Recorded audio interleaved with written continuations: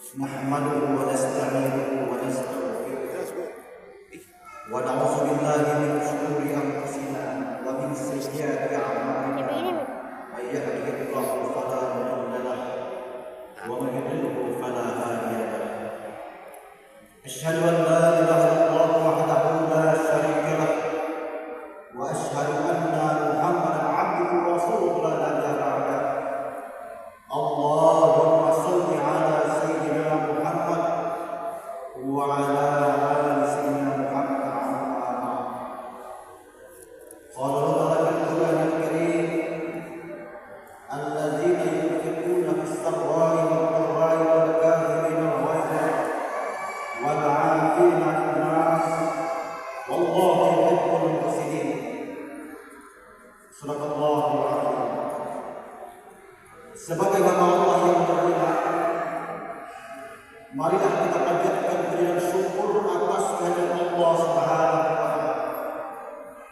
Karena berkah limpah rahmat, maunah dan hidayahnya kepada kita semua, sehingga di tengah kesibukan dunia kita, di siang hari kita berpuasa dan di malam hari kita tetap menghidupkan malam-malam Ramadan. Semoga kita tetap istiqamah dalam menjalankan ketaatan kepada Allah Subhanahu wa taala sampai akhir hayat kita. Salawat dan salam tak lupa kita kirimkan kepada kehebatan junjungan kita Nabi Muhammad sallallahu alaihi wasallam yang telah menyampaikan sekaligus mengajarkan ajaran Islam kepada umat manusia hingga sampai kepada kita semua.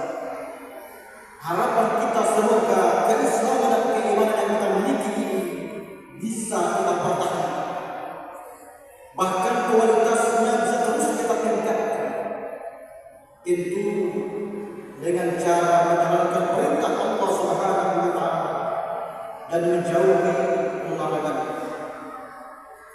Jemaah tamu yang dimuliakan oleh Allah Subhanahu wa taala, tanpa terasa oleh kita saat ini kita telah berada di 26 Ramadan,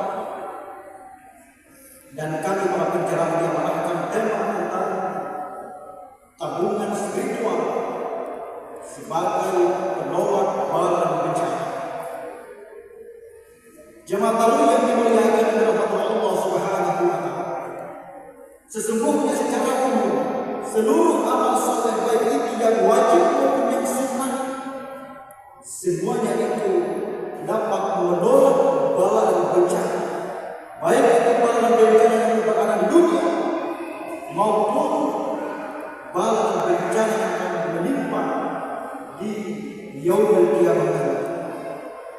Akan tetapi secara spesifik ada beberapa amal-amal soleh yang benar-benar disebutkan dalam riwayat maupun dalam hadis bahwa ada beberapa amal soleh yang bisa menolak bala bencana baik di dunia maupun di yaumul qiyamah. Di pembukaan mukadimah telah kita mendengarkan salah satu firman Allah Subhanahu wa taala yang terdapat dalam Al-Qur'an surah Al-Imran ayat 134. Allazina yunfiquna fis sarra'i wad dharra'i wal kadhimina al-ghaiza wal 'afina 'anil nas wallahu yuhibbul muhsinin. Dan orang-orang yang senantiasa menginfakkan hartanya di dalam Allah Subhanahu wa taala dalam keadaan lapang maupun sedih, orang-orang yang menahan amarahnya dan yang memaafkan kesalahan manusia, Allah yuhibbul muhsinin. Dan Allah Subhanahu wa taala mencintai orang-orang yang berbuat kebaikan.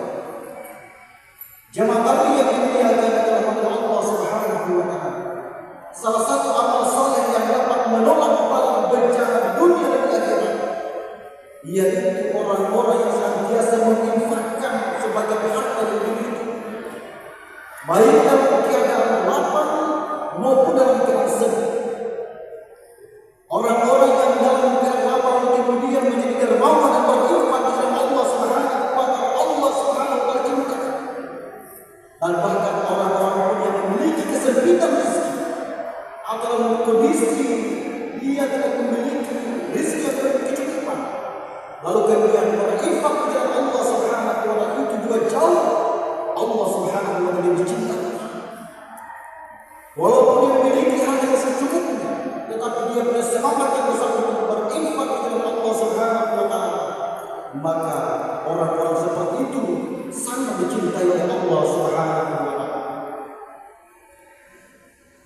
Jamaah tarawih yang dimuliakan oleh Allah Subhanahu wa taala. Dalam beberapa hadis diinformasikan bahwa berinfak, bersedekah itu dapat mencegah orang yang bersedekah itu dari bala bencana, baik di dunia maupun di akhirat. Di akhirat diinformasikan tentang walau bisyikatan. Buat hendaklah buat dinding pembatas antara dirimu dan api neraka walaupun dengan bersedekah dengan sebiji kurma untuk menghindarkan diri kita dari para bencana akhirat. Dianjurkan untuk banyak-banyak berinfak di jalan Allah Subhanahu wa taala. Dan bahkan berinfak dan bersedekah ini tidak hanya mencegah para bencana akhirat, bahkan dari dunia ini Allah Subhanahu wa taala senantiasa melindungi orang-orang yang gemar menginfakkan sebagai harta yang dimiliki oleh Allah Subhanahu wa taala. Banyak informasi hadis dan riwayat yang menceritakan atau mengisahkan bahwa orang-orang yang senantiasa menginfakkan sebagai miskin dengan harta yang Allah Subhanahu wa taala terhindar dari malapetaka dan bala bencana dunia. Jemaah tarawih yang dimuliakan oleh Allah Subhanahu wa taala. Dalam kitab An-Nihul, dalam kitab An-Nihul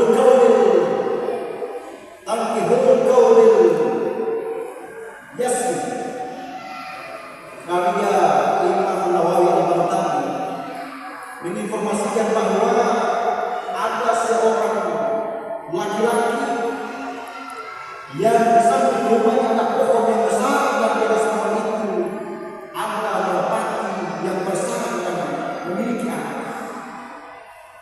Kisah ini terjadi di zaman Nabi Sulaiman, di mana Nabi Sulaiman memiliki kekuasaan bahkan bisa berkomunikasi dengan burung. Suatu ketika istri seorang laki-laki itu memerintahkan suaminya untuk mengambil anak dari burung merpati tersebut.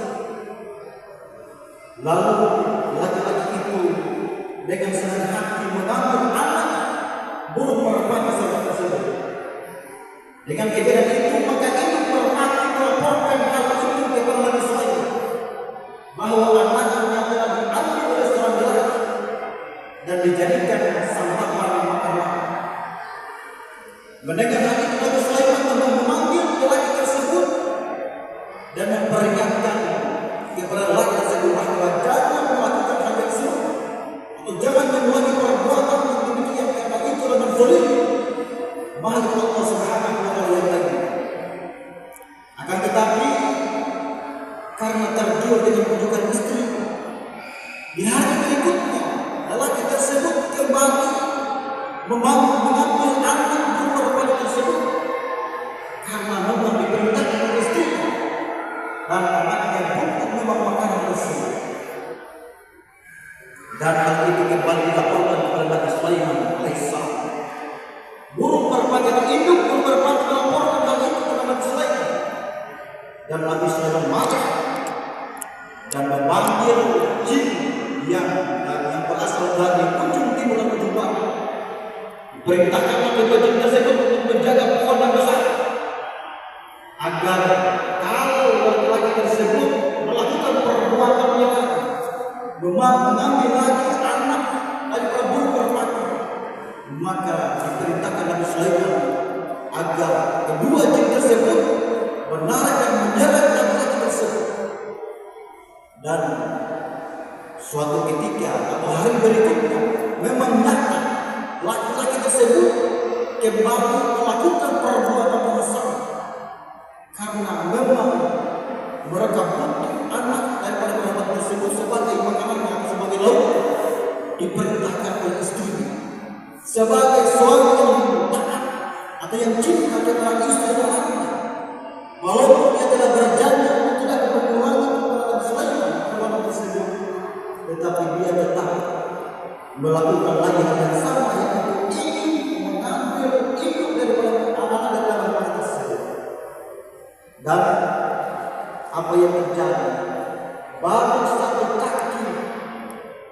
kakinya atau baru satu kakinya naik di atas pohon tersebut, ada keajaiban keajaiban seorang pengemis datang mengetuk pintu rumahnya, meminta sedekah, meminta makan. Lalu istrinya tidak memberi apa-apa karena memang mereka tidak memiliki apa-apa. Dan akhirnya laki-laki tersebut mengurungkan niatnya untuk naik ke atas pohon, mengambil anak dari merpati tersebut, lalu kemudian memberikan sedekah makanan kepada pengemis tersebut. Dan apa yang terjadi setelah memberikan sedekah makanan kepada pengemis tersebut, laki-laki tersebut melanjutkan niatnya untuk mengambil anak daripada merpati. Apa yang terjadi? Laki-laki tersebut tidak lejat sedikit dan berhasil mengambil daripada anak merpati dan dijadikan sebagai santapan makan malam mereka. Lalu induk merpati kembali melaporkan kejadian tersebut kepada Nabi Sulaiman alaihissalam, dan Nabi Sulaiman sangat marah, memanggil kedua jin yang diperintahkan untuk menjaga pohon tersebut. Ada apa gerangan? Kenapa kalian tidak menjalankan tugas? Apakah kalian telah bergerak dalam perintahnya? Namun apa kata kedua jin tersebut? Wahai Nabi Sulaiman, kami tidak pernah bermaksud untuk tinggal di malam. Akan tetapi di saat lelaki tersebut naik melangkah ke atas pohon, dia bersedekah kepada pengemis, dan di saat itu kami beranjak untuk menarik dan menyeret laki-laki tersebut. Tetapi seketika dua malaikat yang diutus oleh Allah Subhanahu wa taala datang kepada kami, menyeret kami, yang berasal dari ujung timur dibuang ke timur, dan yang berasal dari ujung barat dibuang ke barat. Karena memang ternyata dahsyatnya sedekah yang diberikan oleh laki-laki tadi dapat mendorong bala bencana yang seterusnya menimpa laki-laki tersebut. Sudah diperintahkan akan diseret dia, dipatahkan kaki, dijatuhkan dari pohon. Akan tetapi Allah Subhanahu wa taala mencintai hamba Allah Subhanahu wa taala yang bersedekah, apalagi memberi makan kepada fakir miskin, lalu kemudian dia dijauhkan dari bala bencana yang seharusnya menimpa dirinya saat itu. Jamaah yang dimuliakan adalah pada Allah Subhanahu wa taala. Oleh karena itu, melalui kesempatan berbahagia ini, jangan pernah kita meremehkan pemberian yang sedikit dan kecil, karena boleh jadi pemberian yang sedikit dan kecil itu, baik itu berupa makanan maupun uang, boleh jadi itulah yang akan menolak bala bencana yang seharusnya menuju kepada kita. Semoga kita semua hamba Allah Subhanahu wa taala yang dibimbing oleh Allah, memiliki hati yang tulus untuk senantiasa bersemangat mau memberikan sebagian atau menginfakkan sebagian harta yang diturunkan oleh Allah Subhanahu wa taala kepada kita. Demikianlah cara